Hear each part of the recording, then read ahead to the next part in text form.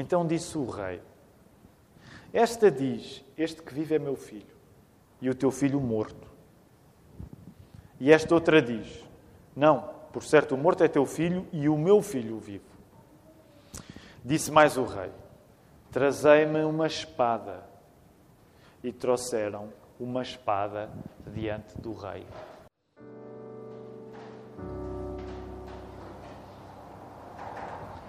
A mensagem que quero pregar-vos nesta manhã chama-se: se a verdade não te assusta, estás longe dela. Se a verdade não te assusta, estás longe dela. Ao contrário do que gostamos de pensar, e pensar acerca de nós próprios, a verdade assusta-nos.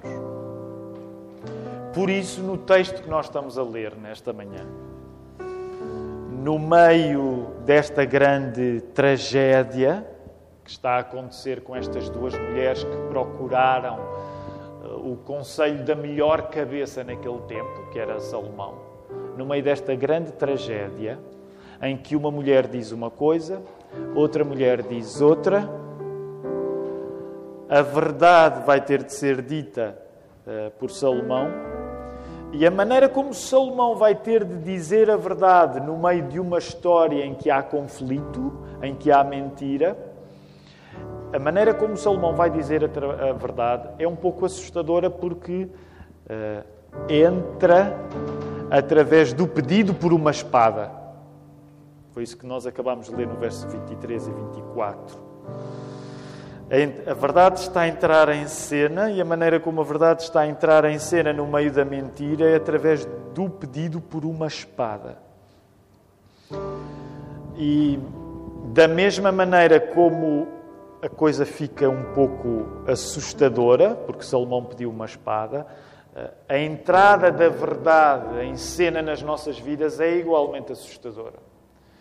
O remédio para ela não ser assustadora é a chegada da verdade na nossa vida, chegar junto com Jesus. Porque Jesus foi aquele que não se negou ao corte da verdade, ao sangue vertido pela lâmina da verdade. E por isso, a minha oração, nós vamos orar de seguida, a minha oração nesta hora é que, tendo em conta que a chegada da verdade na nossa vida é muitas vezes assustadora, como o pedido por uma espada, seja Jesus a tomar o lugar para que aquilo que nos assusta, Jesus que não se esquivou daquilo que é assustador na verdade, pelo contrário, se deu a Ele próprio, e que seja Jesus a proteger-nos nesta hora para nós não termos medo da verdade, acerca de nós próprios, acerca dos outros, acerca de todas as coisas. Vamos orar. Ó Senhor, nós queremos começar por confessar, e não é fácil confessarmos isto, porque todos nós gostaríamos de ser pessoas corajosas e sem medo da verdade, mas eu quero reconhecer junto dos meus irmãos, nesta manhã, Senhor, a verdade custa-me. A verdade é difícil para mim. A verdade é difícil para muitos de nós. Eu quero agradecer-te porque é Jesus quem cedeu para que a verdade não precise de me ferir. Ó Senhor, e todos aqueles que de nós, de um modo ou de outro, temem esta manhã por aquilo que pode significar a verdade a ser dita, que seja o Teu Espírito a sossegar e a tranquilizar os nossos corações. Porque quando Tu trazes a verdade à nossa vida, ela pode ser dolorosa, mas ela é para o nosso bem. E o meu pedido nesta hora, a minha oração nesta hora, a nossa oração nesta hora, é que cada um de nós aqui reunidos, a assistir à transmissão deste serviço de culto, possa ser tocado pela verdade sem medo, confiando que Tu és Pai. Se alguém ouve esta mensagem e ainda não tem essa confiança, eu peço-te, Senhor, Tu que és nosso Pai, revela-te a quem precisa que Tu te reveles nesta hora. Faz salvação acontecer nesta manhã, Senhor. E aumenta a fé daqueles que já foram tocados pelo Teu Filho. É isso que nós te pedimos no nome dEle, no nome de Cristo. Amém.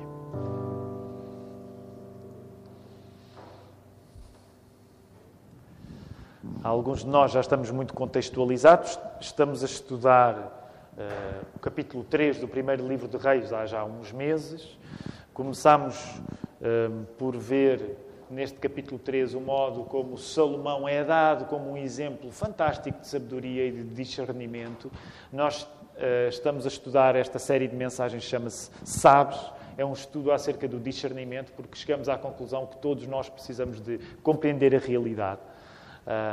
E o que aconteceu é que depois de um encontro especial entre Deus e Salomão, Deus visitou Salomão em sonhos, Salomão pediu sabedoria e depois deste acontecimento extraordinário acontecer, permitam-me o acontecimento de acontecer, o que acontece é que nós agora vamos ver como é que na prática funciona o discernimento de Salomão. Vimos isso a semana passada, 2 mulheres, a Bíblia chama-as de prostitutas, não temos a certeza se isso significa que elas venderiam mesmo o corpo, mas eram mulheres que de facto não viviam dentro do plano de Deus. Estas 2 mulheres vivem juntas, têm cada uma tem o seu filho com distância de poucos dias, e sabemos que elas vão ter com Salomão porque há um conflito trágico entre elas, uma grande atrapalhada, porque uma delas, inadvertidamente, sufocou o seu filho durante a noite e colocou o filho morto no lugar do filho vivo da outra.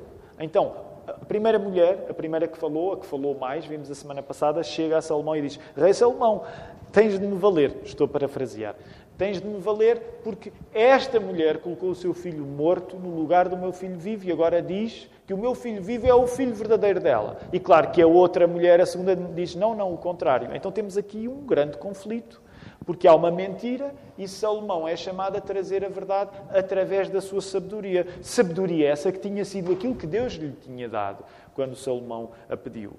E há uma semelhança entre esta cena e, por exemplo, as cenas dos filmes de tribunais. Eu não sei se gostam de filmes de tribunal, mas uma das coisas interessantes quando nós vemos filmes de tribunais é que, em grande parte, a resolução desses filmes passa pelo uso da palavra no tribunal. E, da mesma maneira, o que vai deslindar a atrapalhada trágica que estas 2 mulheres de má reputação trazem à melhor cabeça daquela época, Salomão, é precisamente o uso da palavra. O uso da palavra é esse que cabe a Salomão a usar. A sabedoria de Salomão é visível na medida em que as palavras que Salomão vai ter de dizer dão carne à nova inteligência pronta a estrear que Deus lhe deu. A verdadeira inteligência espiritual, que dá ordem ao caos, que resolve os problemas, exprime-se por isso através da palavra. E tudo isto corresponde a colocar em prática aquilo que Salomão tinha visto no verso 9, a que tinha pedido no verso 9. Voltem a olhar para o verso 9. Portanto, agora na prática nós sabemos o que é que significa, como é que funciona o coração entendido que Salomão pediu. Nós sabemos, já falámos algumas vezes sobre o assunto, sabemos que o coração entendido, um coração com inteligência, um coração com discernimento, um coração que sabe, é um coração que ouve. Porque tudo gira à volta da palavra. O coração que ouve a palavra de Deus. Salomão, que ouve a palavra de Deus, é por isso que ele é um homem entendido, agora vai ter ele próprio de usar a sua palavra. E o que é que Salomão faz ao usar as suas palavras? Depois de reconhecer o conflito entre estas 2 mulheres. Ele pede por uma espada. Reparem o verso 24. Ainda por cima nós paramos no verso 24. Muitos de nós conhecem o resto da história. E eu hoje vou aludir a um e outro ponto, apesar de querermos deixar o resto da história, se Deus quiser, para a próxima semana. Mas no verso 24 a coisa fica sinistra, não é? Disse mais o rei. Porque no verso 23 ele faz um ponto de situação. Ok, uma mulher diz isto, outra mulher diz aquilo. E ele diz: trazei-me uma espada. E alguns de nós sabem que não é a primeira vez que a Bíblia estabelece uma relação entre palavra e espada. Provavelmente, um dos textos bíblicos em que esta ligação entre palavra e espada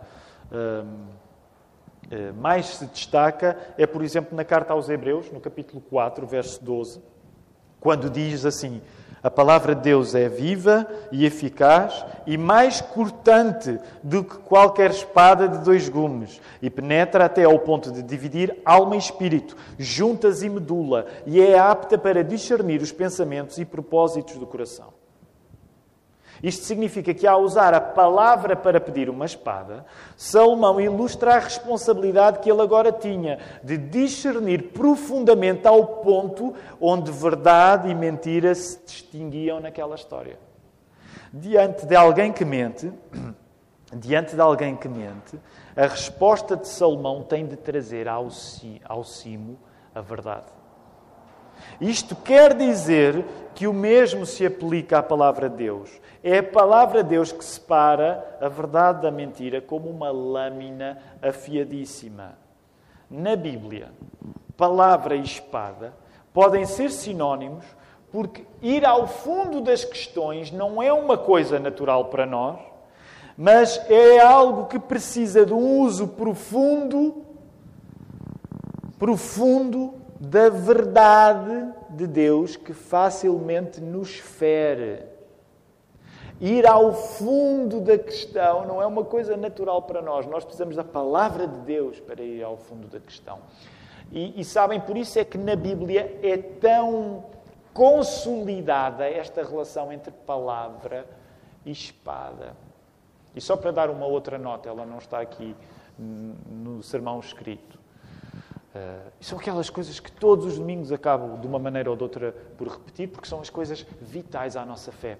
Por exemplo, lá no Gênesis 1, nós sabemos que Deus cria todas as coisas através da palavra. João 1 vai nos dizer que a palavra, através da qual Deus criou todas as coisas, essa palavra estava onde? Essa palavra estava onde? Em João 1, no prólogo. A palavra estava com Deus e a palavra era Deus. Portanto, o meio com que Deus usa é Deus em Cristo Jesus, porque o verbo, a palavra, se fez carne. Curiosamente, a determinada altura, também há um pedido por espada que Jesus faz, mas vou dar ainda um salto maior para o final da Bíblia, só para darmos aqui 1, 2, 3, Gênesis, João, Apocalipse 19. A palavra que se fez carne, ela voltará a Jesus, e curiosamente, quando voltar, é uma figura muito forte. Quando voltar, o que é que traz na boca a palavra que criou todas as coisas? Quando Jesus voltar, traz uma espada. Quando tu és um cristão, tu percebes que a palavra é a coisa mais minuciosa que pode existir na tua vida. A palavra é uma lâmina, corta. Por isso é que é tão assustadora a palavra de Deus, porque revela a verdade. Enquanto o rei Salomão deveria ocupar este papel delicadíssimo de discernimento profundo que justifica o pedido que ele tinha feito a Deus no sonho anterior. Num dos provérbios que Salomão escreveu, capítulo 25, verso 2, Salomão escreveu assim: a glória de Deus é encobrir as coisas, mas a glória dos reis é esquadrinhá-las. Na tradição do Velho Testamento, lidar com aquilo que está além da nossa capacidade de conhecer poderia exigir, no Pentateuco, que se lançassem sortes, que se fizessem votos ou juramentos. Por exemplo, quando vocês vão para alguns textos no Êxodo ou no livro de Números, às vezes há textos até bem estranhos, que era a maneira que Deus aconselhava a que, quando há histórias em conflito, como é que se sabe a verdade. E às vezes há testes mesmo um pouco estranhos. Mas agora esse tipo de teste já não é necessário. Porquê? Porque Deus respondeu ao grande pedido que Salomão fez em Gibeão por sabedoria.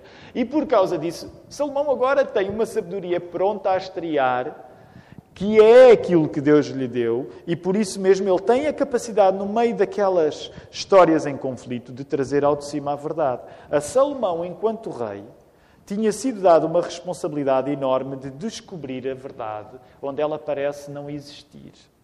Nós, já comecei por vos dizer isto, e claro que é difícil admitir isto, mas nós não somos criaturas que facilmente distinguem a verdade da mentira. E deixa-me partilhar contigo isto. Muitos de nós somos tentados a ter aquele tipo de discurso, vamos chamar-lhe assim, Chico Esperto à portuguesa, que é aquele tipo de discurso, aquele tipo de comentários. A mim não me engana. Eu vi logo, para mim era claro, estava mesmo na cara. Se tu deixa-me dizer-te isto com amor, se tu tens este tipo de discurso, larga este tipo de discurso. Senão não te faz bem nenhum. Porque tu estás a iludir-te a achar que és uma pessoa que naturalmente distingue a verdade da mentira, quando a Bíblia diz que tu não és. Agora é uma opinião pessoal, não têm de concordar comigo. Eu acho que as pessoas que mais facilmente usam este tipo de expressão são aquelas que menos ainda conseguem distinguir a verdade da mentira, porque olham para si próprias como máquinas de detecção da verdade. E geralmente são as pessoas mais enganadas de todas. As pessoas com mais discernimento são aquelas que mais facilmente reconhecem como se podem enganar. Essas são as pessoas que têm mais discernimento. Repara, se tu fosse uma pessoa com discernimento natural, não precisavas de pedir discernimento nenhum a Deus. Se Salomão fosse uma pessoa com inteligência natural, ele não precisava de se colocar na posição de pedir a Deus. Ele não iria usar a expressão, eu sou como uma criança, não sei entrar nem sair. E quem é que gosta de admitir isso acerca de si próprio? Eu sou como uma criança, não sei entrar nem sair. E, no entanto, é isso que a pessoa mais inteligente, aqui no contexto do livro dos Reis, está a dizer acerca de si mesmo. Ter discernimento é mesmo difícil, é sobrenatural. E discernir passa pela tarefa de distinguir a verdade e a mentira. Discernir responsabiliza-nos em relação àquilo que nós estamos a viver. E discernir, distinguir a verdade da mentira, responsabiliza-nos também em relação àquilo que os outros estão a viver. É por isso que a vida de Salomão, como pessoa sábia que é marcada a ele poder ter uma intervenção até junto das pessoas aparentemente mais desclassificadas no seu tempo. Nessa medida, discernir exige mediar. Do mesmo modo como Salomão, como rei, medeia problemas de prostitutas, este texto quer que tu tenhas a inteligência como a capacidade de te colocares no meio da realidade, no meio das coisas. Tudo o que de errado acontece connosco, tudo o que de errado acontece com o mundo, relaciona-se com a dificuldade que nós temos de nos colocar no meio das coisas, distinguindo a verdade da mentira. Por isso, a coisa mais sensata que nós temos a fazer é desconfiar da nossa capacidade natural de compreender, de perceber a realidade. Um bom cristão é o maior especialista em duvidar acerca de si mesmo. Já me ouvem a dizer isto há anos, mas nunca percas o privilégio de ser a pessoa que mais desconfia de ti próprio. Não deixes que esse privilégio vá para ninguém. Orgulha-te dele, de seres a pessoa que menos confia em ti próprio. Tu deves ser a pessoa que menos confia em ti próprio. Nós devemos desconfiar do nosso próprio discernimento e devemos desconfiar até também de uma certa capacidade, não só de nos metermos na nossa própria vida, mas nós também devemos desconfiar da nossa capacidade de nos metermos na vida dos outros. As duas coisas. Porquê? Porque a verdade não é uma coisa deliciosa para nós. A verdade é uma coisa dolorosa. A verdade não é uma sobremesa que nós estamos ansiosos por comer. A verdade é um prato que muitas vezes nós preferíamos não ter de almoçar.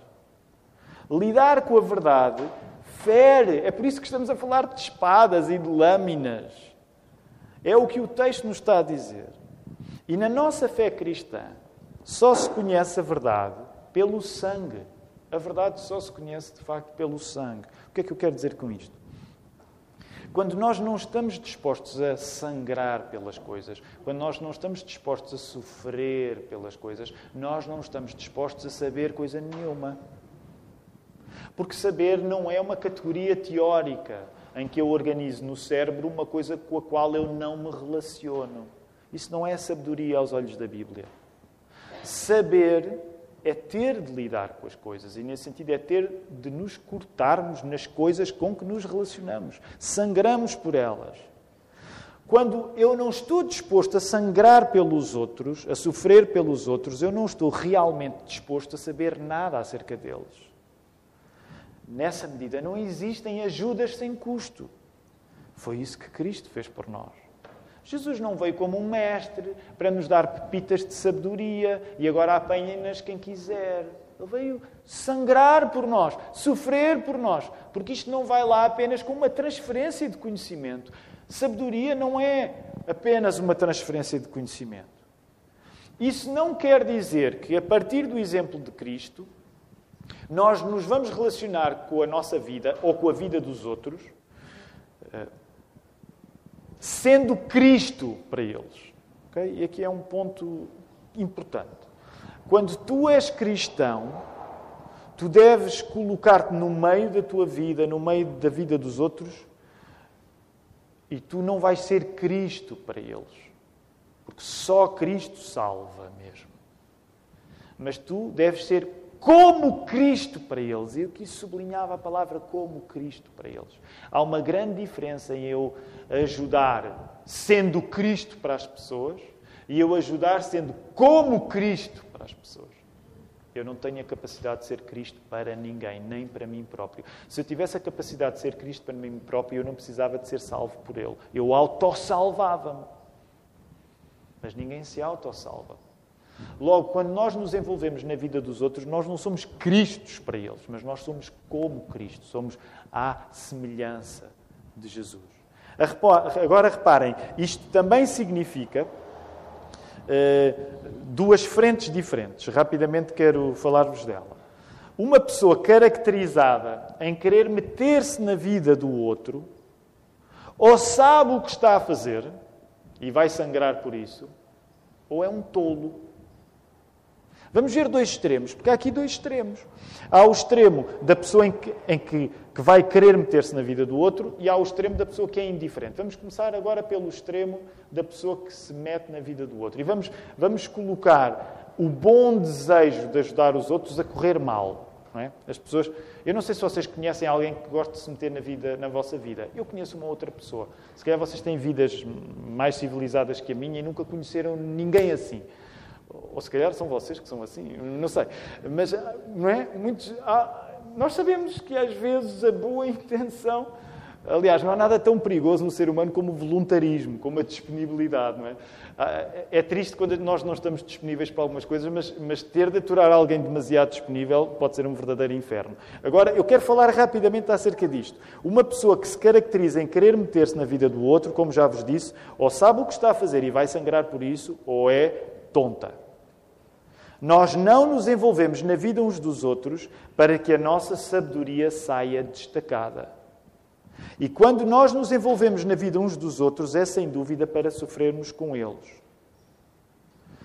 O que eu quero dizer ao dizer isto, e é uma tentação que não me é estranha, mas não é difícil para mim eu querer envolver-me na vida de alguém para que essa pessoa me ache sábio.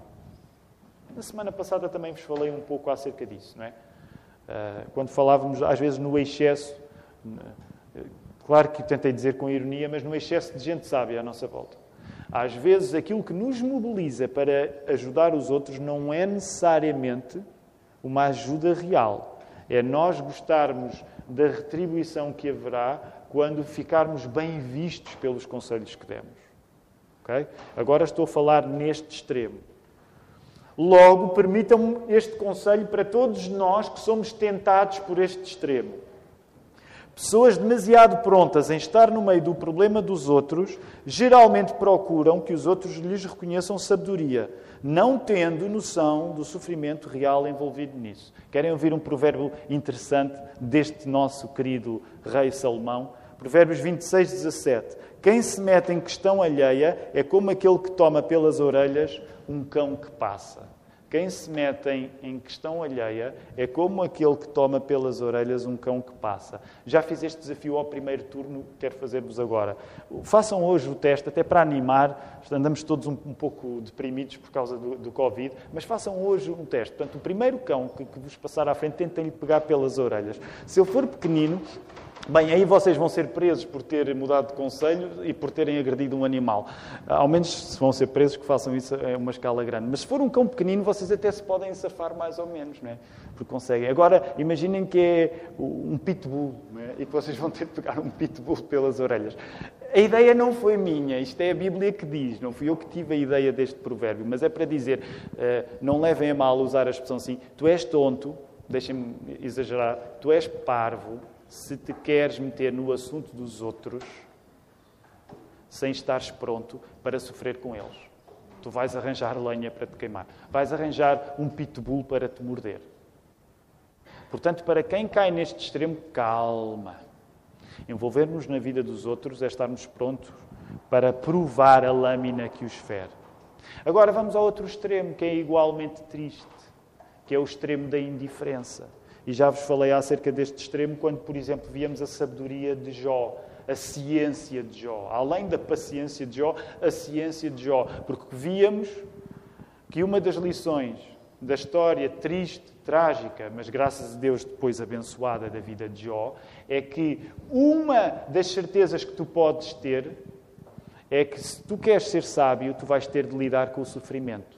Essa é uma das lições, se calhar pouco agradáveis, se calhar pouco atraentes, mas do livro de Jó. Não há gente realmente inteligente sem lidar com o sofrimento. Por isso mesmo, o Jó do início era um homem bom, mas o Jó do fim, que lidou com o sofrimento, era um homem ainda melhor, porque ele ouvia falar do seu Salvador, mas ele agora via-o com os seus próprios olhos. Então, o outro extremo, oposto à pessoa que se quer meter nos problemas dos outros quando não está disposta para sofrer, é o extremo da indiferença. E o que é isso significa? Nós temos de questionar, às vezes, o sucesso que podemos ter a escapar de sofrimentos sérios.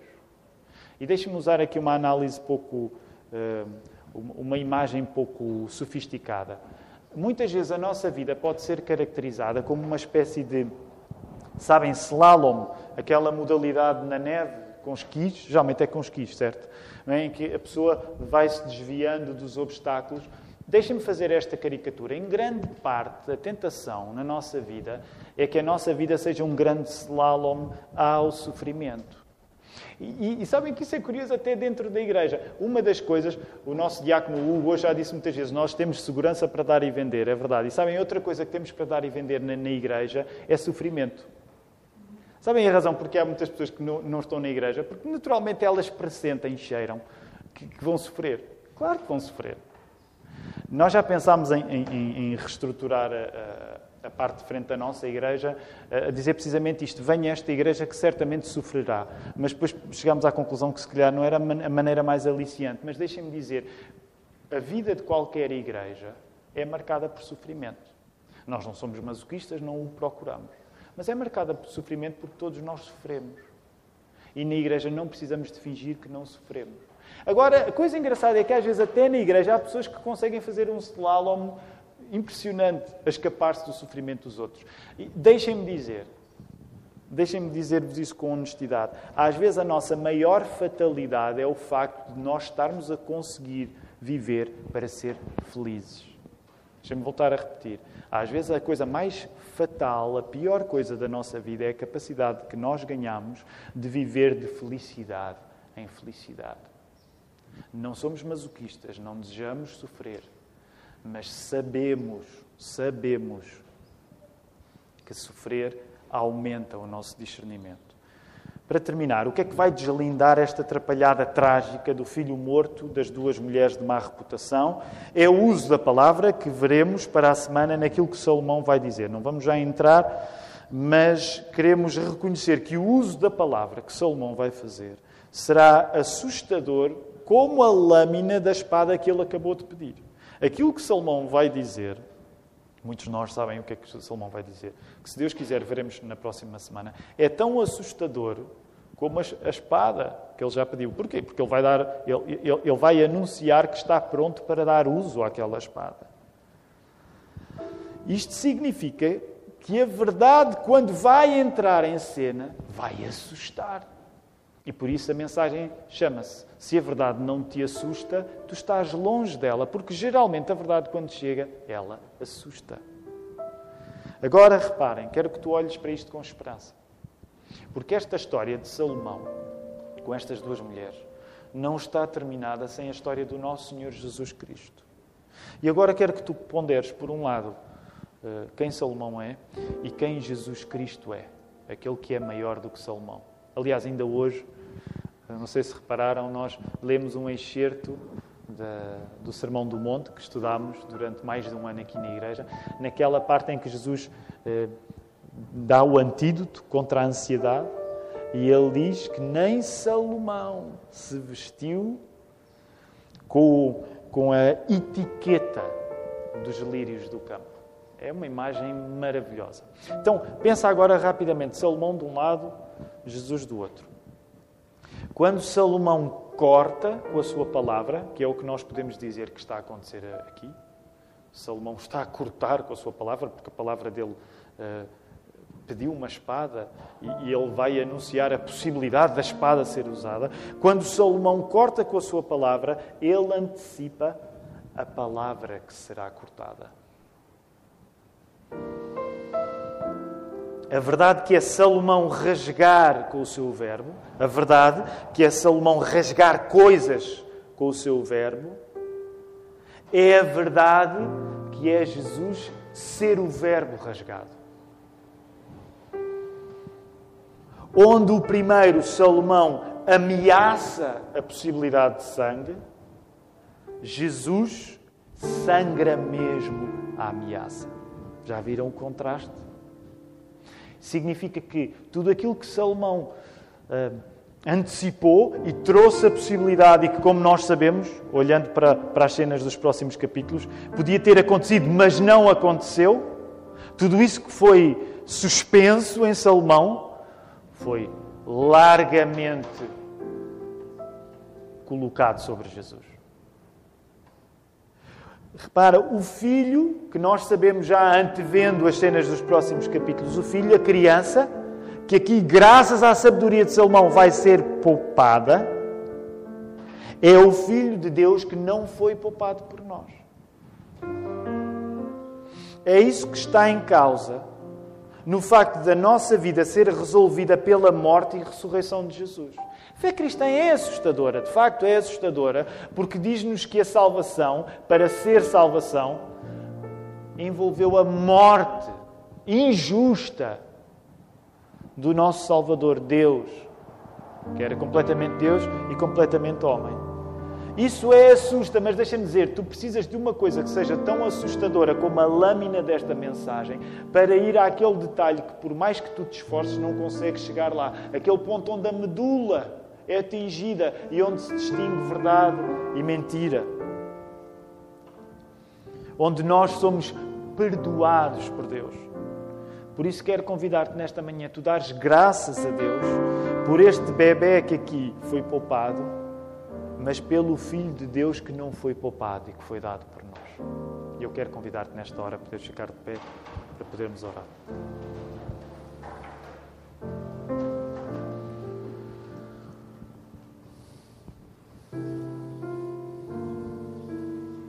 Ó Senhor, nós temos medo da verdade porque não conseguimos ver aquilo que Tu vês.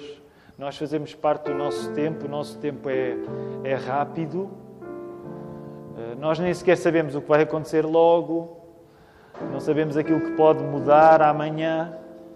E somos criaturas de tempo tão finitas que é normal, Senhor, que nós nos assustemos com a chegada da verdade, porque a verdade está muitas vezes além do nosso conforto com ela. Ó Senhor, mas nesta manhã, lembra-te que Tu és nosso Pai. Lembra-nos que Tu és nosso Pai.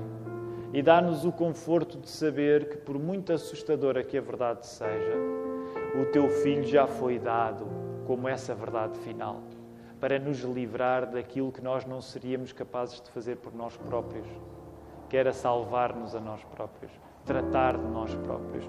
Senhor, nós confessamos, nós não conseguimos tratar de nós próprios, nós nem sequer conseguimos tratar das pessoas que mais amamos, Senhor. Nós precisamos de Ti. Dá-nos mais de Ti através do Espírito e que isso nos encha de esperança, Senhor. Faz-nos ter esperança para com todos os momentos em que a verdade pode parecer assustadora.